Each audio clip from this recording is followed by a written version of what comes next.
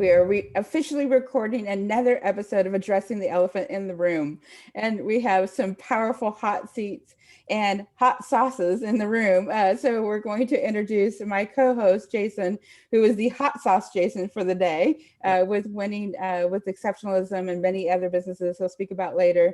And we have the hot seat, Jason Schroeder, with Elevate Constructionist, and he'll explain much of that in the future as well.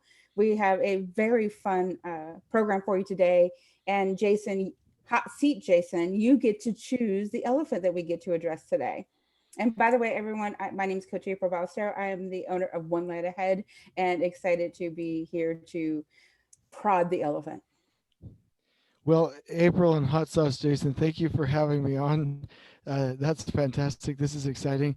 The topic that I'd like to cover would be employee engagement. And to kick off the topic, at least from my perspective, the elephant in the room is that people don't get what they need, and supervisors need to give us, certain things to their employees to make sure that they're working at 100% capacity and really feeling fulfilled and successful. Not just successful, not just have a job and not just be paid well, but also fulfilled in their role.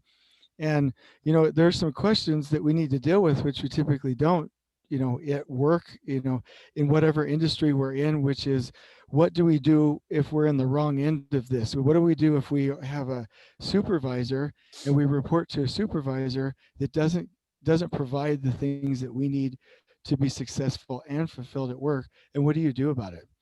Because anyway, go ahead. So that's the topic I'd like to discuss. So Jason and Mr. Hot Sauce will get his turn just one more minute. We want to make sure that you're fully prepared. So educate us on what equips you to be able to speak about this and give the audience some awareness of your background and how why this elephant is so important to you. Well, so from a humility standpoint, I don't know that we're ever are fully qualified to talk about it, but I'll give you some background. So I work as a director with a construction company and an owner of my own business, Elevate Construction. And I help clients work to get their people at 100% capacity, or as close to it as we can, through training, through insight solutions, and through organizational and team health. I'm also a part of the I pulled it up here real quick, the Consultant and Practitioner Alliance Program with the Table Group. If anybody's read The 5 Dysfunctions of a Team by Patrick Lencioni, the Table Group is he's co-founder in that company, and his works and his books, I think he has 14 total, but there's 11 key books that are fantastic. Out of all of the different books that I've read, whether it be Jim Collins or Peter Drucker or any of these business teaming, organizational health authors, Patrick Lencioni has the best, simplest method in my mind, where somebody can take these books or these series of books and really make a difference. So I get front row access to his back end consulting training material.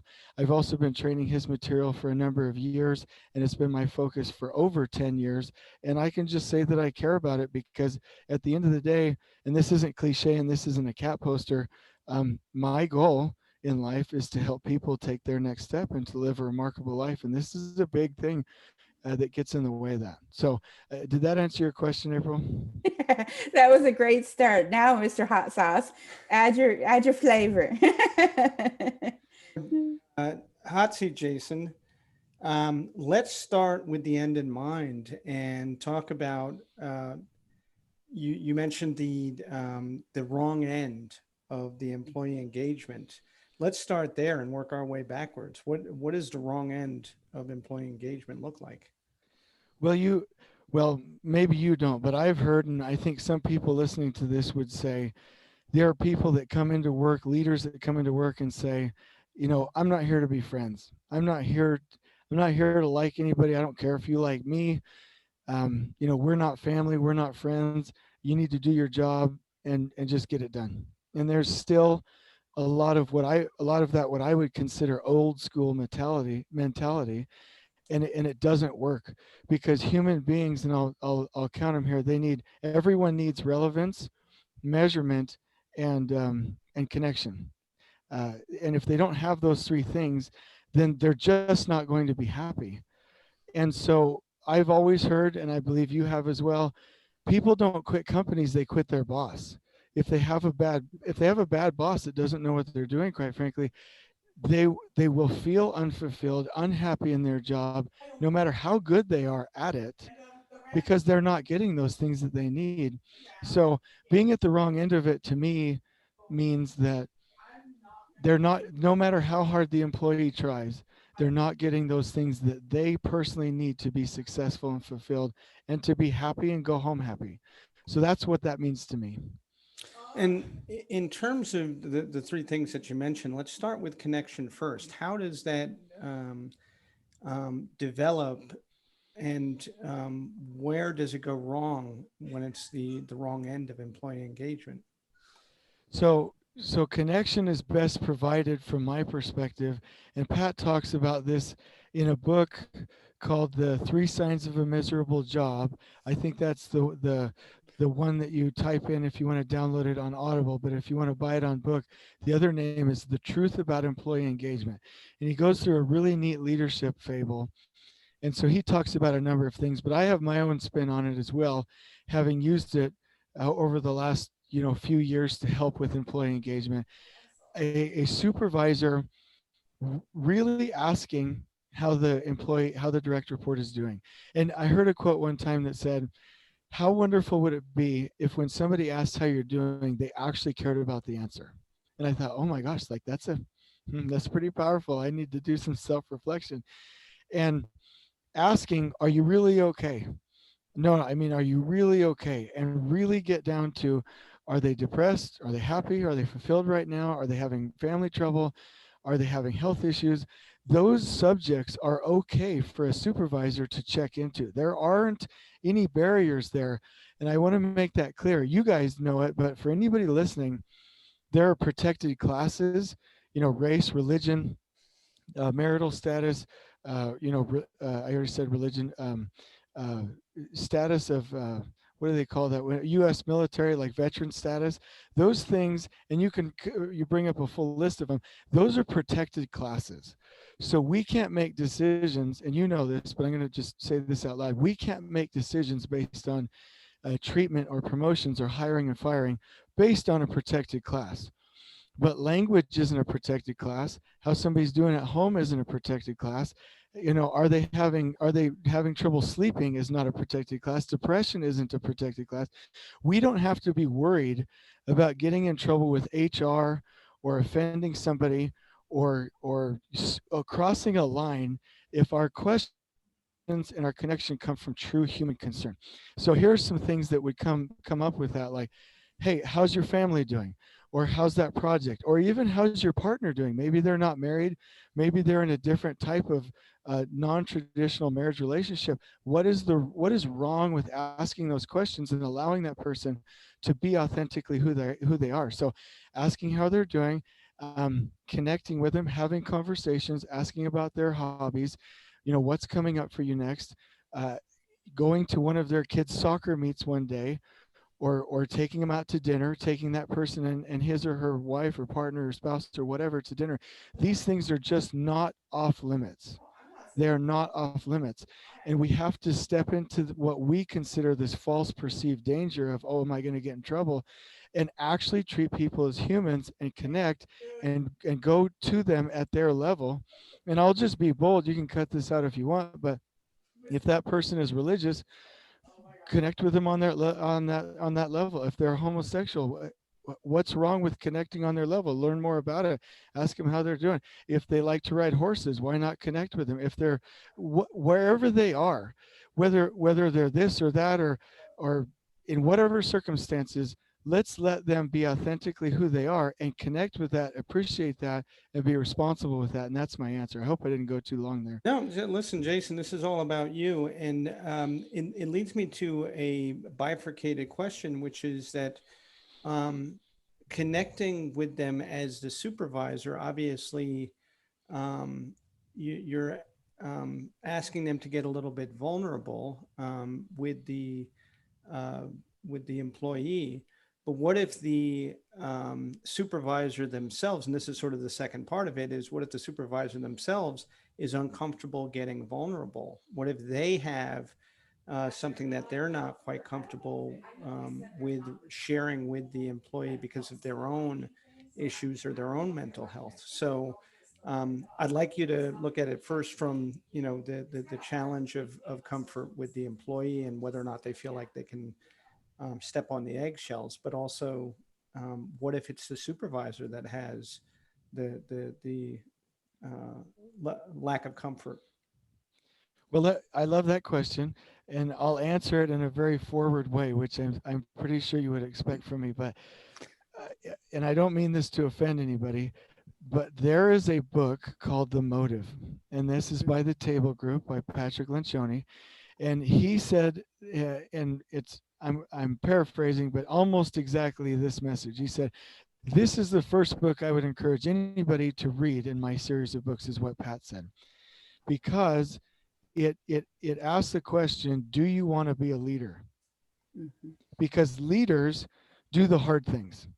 And so leaders build their leadership team, they scale communication, they have remarkable meetings, they have difficult conversations, and they coach and correct and manage their employees. Like, we really have to manage direct reports, not micromanage, but manage. And if a leader isn't willing to do those five things, then maybe, and I'm not being insulting, but maybe I or somebody else or whoever is considering this question, maybe we don't want that responsibility. But if we are a leader, then we need to get past our blocks to leadership. April, you'll know exactly what I'm talking about. There are blocks to leadership, whether it's fear of embarrassment, or wanting to be liked, or low self-esteem, or low self-worth, or fear of risking. Those are blocks to our leadership. We have to get past those and go do the right thing. So I would say, whether it's coaching from you all, or for me, or for somebody, or a book, Mm. or going to Rapport Leadership International, or whatever, I think it's the supervisor's duty to get past that and to intentionally practice situations like that. And if there's one sensitive subject around one or two things, I think that's fine. Like, I'll give you an example. There's one direct report that I have where every now and then I talk about inspirational.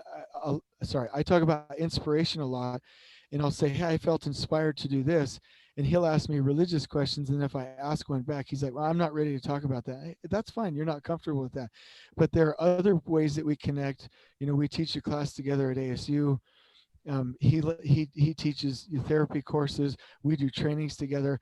So I'm not saying all of it has to be up for grabs, but I would say the leader has to get past their discomfort, also know what subjects to talk about, what not to. But if nothing's on the table, I think it's up to the leader. I know it's up to the leader to get past themselves and to go do the hard things. Because a leader, at the end of the day, we don't arrive. It's not just that we have a title. It's not just that we, get paid. A leader gets to do all of the hard, horrible, garbage things that nobody else wants to do. That's our job. And so if we're not willing to do that, then we're not leading. So let's talk about that from the other. You had two other points, and let's talk about it from the point of acknowledgement, because oftentimes I think one of the biggest challenges for supervisors and leaders is understanding how acknowledgement works, um, both for the employee as well as themselves. Do you find that to be part of the issue with the being on the wrong end of the engagement? I do. And let me start out with, and I apologize for making so many books, but I do want to cite some references in case somebody wants to go there. There's a book called The Courage to Be Disliked. I don't know if you've ever read that, but it's about Adlerian psychology, which basically the premise is that human beings use insincere or dramatic praise and criticism, yelling, anger, to manipulate other human beings. And that Mm. really, if I, like, let's say I'm talking to you and I'm like, hey, hot sauce Jason, like, you're so over the top, you're amazing, you're the best person I've ever been around. We'll start to create an unhealthy bond because you will start to crave that appreciation from me in that dramatic and possibly even insincere form, right? So now we're creating hierarchy because um, you're beholding to that, and I'm manipulating with that. Same thing if I yelled at you and got angry, I'm manipulating you through that behavior when at the end of the day, there's no need for it, right? So when it comes to acknowledgement, I really like to go back to the word relevance, which you didn't say anything wrong. I'm just saying I'd like to use the word relevance. When we tell an employee, Jason or April, your podcast is relevant to the world because you're providing coaching and because you're covering subjects that people need answers to, that they're uncomfortable getting answers for those somewhere else. That makes you relevant. That means this is relevant. What you're doing is relevant to human beings, and it's remarkable. That's not an insincere comment, and it's not manipulative, and there's no anger there. So I'm using appropriate communication to say, you're relevant. And so if an employee is working with you and you say, you know what, without what you do here, we wouldn't have those 3 customers and we wouldn't have been able to get that order out on time. Or even if it's as simple as, I couldn't do my job if you weren't here. Like, it means a lot. And I just want to say thank you. That is acknowledgement, to your point, but it's based around relevance. It's right in the appropriate boundaries of, it's not anger and it's not manipulative praise. And so there's no unhealthy relationship happening, but it's matter of fact, and we need to repeat it over and over and over and over again. Because if somebody feels like they're just typing in a keyboard or punching buttons or doing something that doesn't affect somebody else's life, they can't be happy at work.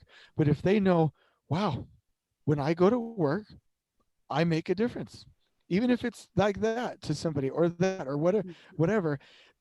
That kind of acknowledgement somebody has to have. Or like Stephen Covey said, it's like somebody not being listened to. It's like the oxygen left the room and there's nothing you can do until the oxygen's back in the room. And so until that employee feels relevant, it's just not going to work. And I hope that answers the question, but I totally agree. Acknowledgement through relevance and appropriate communication without hierarchy or manipulation is fantastic, and it's absolutely needed. Yeah, and if I hear what you're saying correctly, relevance is in a sense a reward that is necessary for the organization to really grow and thrive. In other words, you're feeding your employees um, by that acknowledgement and relevance, and they feel it personally as a sense of reward.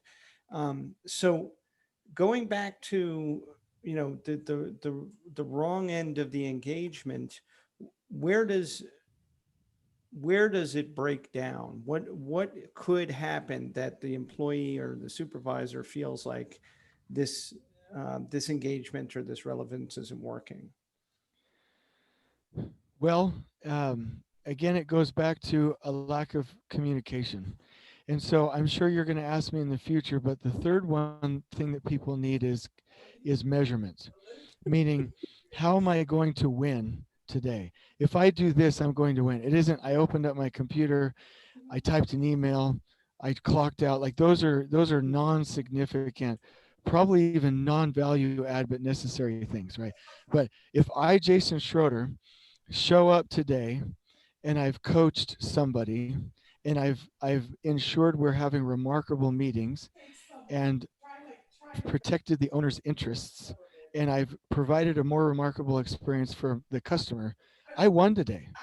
And so I don't have to be sad if I miss these 10 emails or I missed a meeting or whatever. My true measurement of whether or not I'm winning today it needs to be based on, how am I delivering value to all of the customers around me, which my customer could be my coworker, and it could be the actual customer, it could be neighbors, it could be anybody. How am I adding value?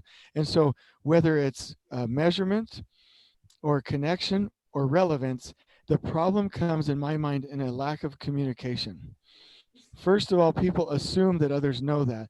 And I like what Pat always says. He says, you're going to have to repeat something 7 times until somebody takes it seriously. Mhm. That means, and uh, I can't remember his first name, but Malali, he was the CEO of a major airline. Every year, the news press would would ask him, hey, what's your business plan? Every year it was the same thing. And they're like, would you give us something new? He said, no, this is our plan. And until we get this done right, we're going to stick with it. Right. And the same thing goes with us. What's the clarity of our organization? Why are we here? What's our purpose? What's our mission? And then how does that employee tie to that and and and explain that relevance, how they win, and then connect with them as a human being. If we don't repeat that 7 times, they're not going to get it. And so supervisors will assume that they know, uh, not care about it, say it's not my job, or be afraid to communicate that because they don't want to. Or, and I love introverts, they're smarter than I am, or introverts don't get past their desire to be inside their own heads and they don't push out of their comfort zone. Any of these things will prevent that communication.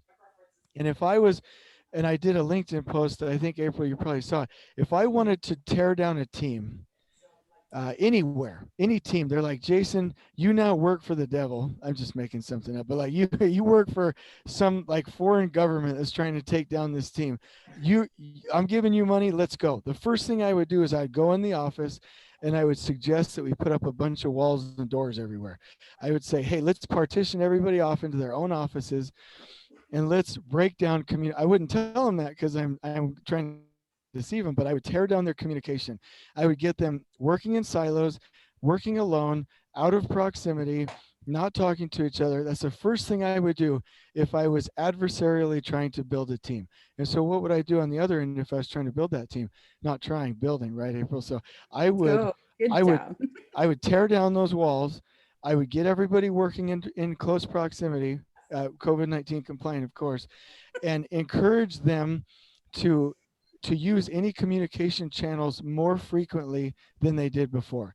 You know, if there's a project manager or superintendent or 2 people in an organization not working together and they don't like each other, I'm like, all right, you 2, you're going to lunch by yourselves once a week from here on out. Like, increasing the proximity and communication builds those relationships. So when we tie that back to the 3 signs of a miserable job or how to get employees engaged, increasing the level of communication. And so fear, apathy, old habits, insecurity, a tendency to not want to communicate can all be walls and doors that you put up between you and that person, you know, metaphorically speaking. And we have to tear those down and get the 2 people talking and engaging as human beings. And that will support all 3 of those needs. So if I hear you correctly, from the standpoint of the supervisor, and using your word that they assume a lot of things, the first objective really is to get them to measure themselves in terms of how many walls and doors they already have up.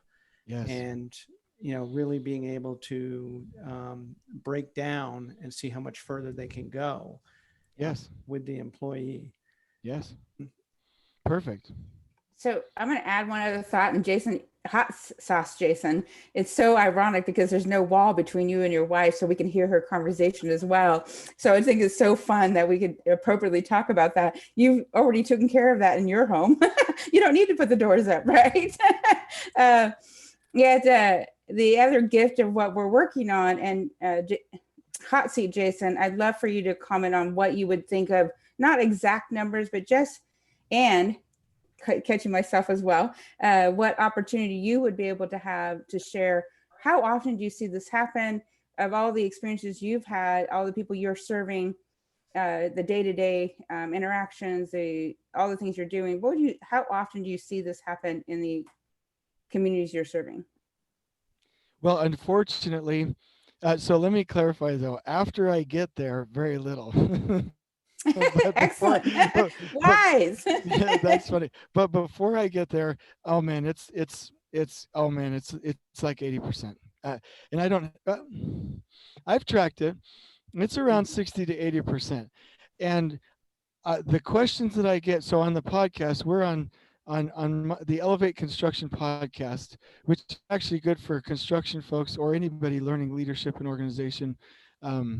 But we get, most of our comments are, how do I get superintendents engaged? Or how do I get these employees engaged? Or I want to scale this through my company, but they're not engaged, over and over and over. And I think to myself, man, if we could sell it, I could just start a business doing this.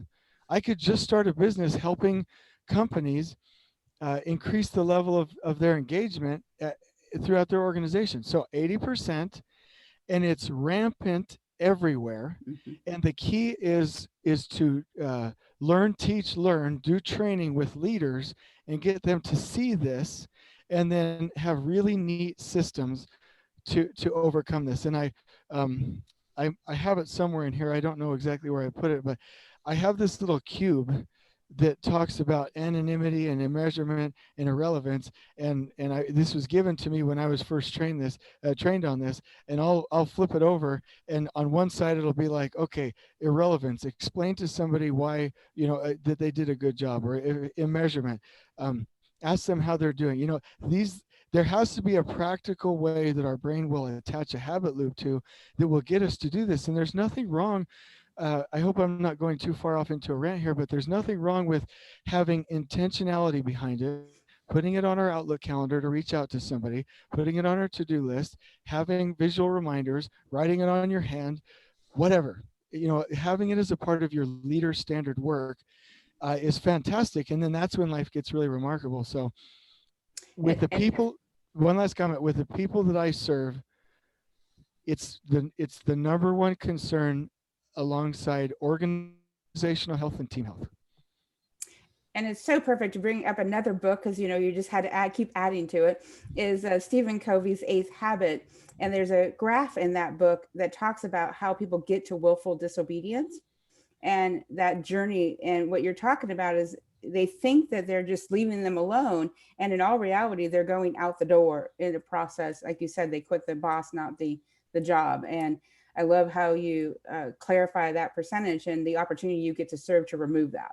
And I think we all get that opportunity as we empower leaders to recognize their ability to own that journey and help lead their own team, how to help them come together as a team and recognize that they all have impact on it. And I think that's something you're also declaring. Yeah, and autonomy is not the same as anonymity. A lot of these great companies, and I've worked for them before, these great companies that will give you autonomy, almost, well, not too much, but you have autonomy to go do your job, to spend money, and you run your unit like a business.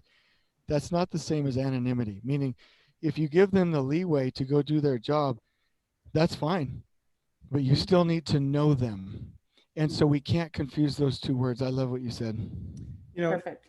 My last question for you, Jason, and first I want to, really thank you. This was an awesome interview, and I really, really, really, really appreciate the depth and the number of tools and resources that you've shared. But what I've gathered from this, and more than anything else, is the fact that you really help organizations with maximizing performance, and that performance is something that at the leadership level we take for granted, especially at the executive level. When what we had to do to get to become executives was to really learn performance, and it takes time. And especially at the supervisory level, we take for granted everything that we've been trained, and rather than turn around and pass it on to the people who are most influential in terms of the company's performance, we're not really utilizing our own skills and resources and our leadership to help the people that are most vulnerable, as well as most tied to the company's overall performance. I agree. I agree. And if you want me to comment on that, Well, my go question ahead. for you, and I do want you to comment on it, is how do we really change that? How do we get the supervisors and directors and executives to understand the critical value of training, and really looking at leadership from the standpoint of helping people to perform better, and it's modeling it, not just saying it. Um, let me see if I can provide a kind answer, because I don't feel a lot of sympathy for. There's no need for kindness. Okay, then I'm just going to say it like it is. I hope that businesses and leadership teams and executives that don't get that it's about people, I hope they go out of business. And this isn't some social justice crusade that I'm on. This is, let's treat people like human beings. Let's bring back respect as a fundamental principle to everyone, no matter, whether they're black or white or male or female or anything. Everyone deserves an infinite amount of respect, and people are our number one assets. I remember a talk at church that was fantastic. She opened with this. She said, if you don't know that it's about people, then you don't get it. And I was like, wow, that's fantastic. Everything is about people. Who sells your, I'm not talking about you, but like generally, who sells your products? People. Who interacts with your customers? People. Who eliminates waste in your organization? People. Who makes decisions? People. Everyone. Everything is about people. We will never have robots and automation to the point where people aren't key. And my suggestion, to y'all's point, and what I believe is, we need to double, triple, quadruple the amount of training, coaching, and mentoring. And I like what Pat says. This is not soft stuff. This isn't fluffy, go out in the woods, hug each other, get naked type stuff. This is real human beings, your bottom dollar, your money, your effectiveness, your customers, your business, real stuff. And how do we get past it? Some leaders won't. And I do the Myers-Briggs type indicator with a lot of people. I'm sure you guys do too. Some personality types are just really thinking types up here, and not really balanced in the heart, where they're like, oh, it's about technical skills. It's about skills. It's about skills. It's about process. It's about skills. And the people side is almost gone. And I see those, I'm like, oh, you're going to have a hard time. You're going to have a hard time with this unless you neutralize this and at least keep it from being a weakness, because it's about people. And so here's my hope. I hope that leaders that don't get this people thing, I hope they struggle. I hope they go out of business. I hope they find a lot of misery in life that motivates them to change and really think how they're doing. And I hope people that take care of their people first, their customers second, and provide training and everything that human beings need, I hope they get all the money, all the business, all the work, all the fulfillment, all the praise, all the credit in the world, because they deserve it. And so here are my suggestions. Whether we're in an organization or in an industry, we have to model this. And so modeling it, for instance, like if I'm working at a company, I'll get one department working really well. Fantastic meetings. Everyone loves going there. Everyone has a mentor. They're all feeling fulfilled. It's shared leadership. We have total participation. And then that makes the other departments jealous, and then they start to come in that direction. But if you have the CEO, whether it's publicly owned or privately owned, with non-family, or if it's a family-owned business, if that CEO doesn't have an accountability partner or somebody getting leverage against him or her, sometimes, unless they get it, it's not going to happen. There's nobody that's going to have enough healthy conflict to tell them what's going on. So in that case, you can just pray for them or hope they fail. But for the people that care about their folks, and this is my challenge, if you're a company, if you're a business, if you're a person, if you're a department leader, if you're a manager, not only will these books, The Truth About Employee Engagement, any of Patrick's work, you can go get those for free, or you can reach out to April or Jason or me. There are people that will provide results and get your folks to where they're 100% engaged. And it is remarkable, and it works every time, everywhere we try it, with a multiplying leader, not a diminishing leader. So if you have a multiplying leader that wants to work through his or her people, it works every time. I hope that answered the question. That was awesome, man. I was going to say, we couldn't have summarized that any better, sir. That was perfect. Okay. And wonderful. You can't tell you have passion with it at all. It's just not exuding from you. It was perfect. And Jason, the hot seat, Jason, thank you for joining us. Thank you for making sure that you shared your passion and your purpose and your willingness to address the elephant. To wrap it up so perfectly, is your commitment is to not only multiply leaders, yet to be an influence to the ones that are ready to multiply leaders. And that was more than obvious. So I want to congratulate that. And Mr. Hot Sauce Jason, do you want to wrap us up with the closing comments? Sure. Number one, again, thank you so much, Jason, for an awesome interview. And April, thank you as always for being a fabulous co-host and really leading a charge. Um, and to all of our listeners, again, addressing the elephant in the room is obviously for you to get information on topics that are challenges to us. And we really appreciate the opportunity to be able to present you with this information and these wonderful guests. Jason, where can we find you? Well, I'll answer that. I'm all just like everyone else on LinkedIn and Facebook. And the company name is Elevate Construction IST. People like to say Elevate Constructionist, but IST stands for Insights, Solutions, and Training. And so you can find me on LinkedIn or Facebook on the company pages at Elevate Construction IST. Also, elevateconstructionist.com. We have our website and our podcast. It's the Elevate Construction podcast, and it is geared towards construction, but most of the feedback is that the content is really geared for anybody in leadership, management, building teams, engagement, operational excellence, lean cultures, things like that. So I would love to have people check out our podcast. And then at my email, jason.s@elevateconstructionist.com. Our business, the focus is to help individuals and companies take their next step. It's hard to market all of the, I don't want to sound arrogant or over the top, but the range of services that we have, whether it's lean implementation or organizational health or team building or coach, there's so many things, it's hard to market that. So here's the phrase: we help individuals and companies take their next step. Literally. So if anybody's interested in that, we provide coaching, consulting, and training. And training is our passion. We really want respect back in all industries.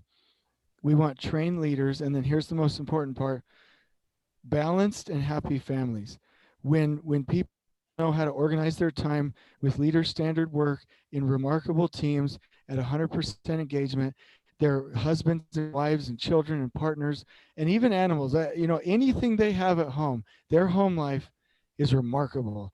And what I love is going to a boot camp event. In April, this, I'll do boot camp for leaders and trainings, and we kick on music just like Tony Robbins does, and we got people out there moving and breaking through their comfort zones. And the biggest feedback is, Jason, you saved my marriage. Jason, you've completely changed my life. Jason, I now have time to go live a remarkable life. Because it's only when we focus on team balance and health and organizational health, and when we focus on engagement, do we even get the time to be home enough to make a difference and to live our lives. And so that's my closing message. I appreciate you letting me be on, and I love to hear myself talk. So that's Well, a privilege. and the hot sauce Jason also has the same. He's going to wrap us up with his winning statement, because he is also that mindset of creating exceptionalism.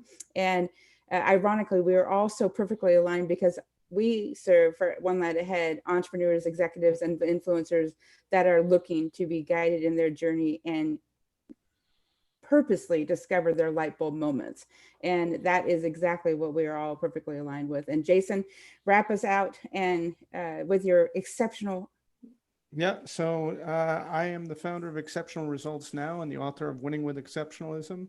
And you can find me at Exceptional Results Now or Winning with Exceptionalism or jasonsaffordllc.com or jasonsafford.com. Also on Facebook, Instagram, and LinkedIn. And very similar to Jason, Schroeder, and April, I am a coach, consultant, strategist, and dedicated to helping people to break through to that next level of leadership and abundance and wealth and success. And my focus is on helping you to live an exceptional life and have an exceptional journey. And we're all making that impact. Thank you for joining us for our episode. We will be at our Addressing the Elephant in the Room podcast page on Facebook and on our Apple podcast.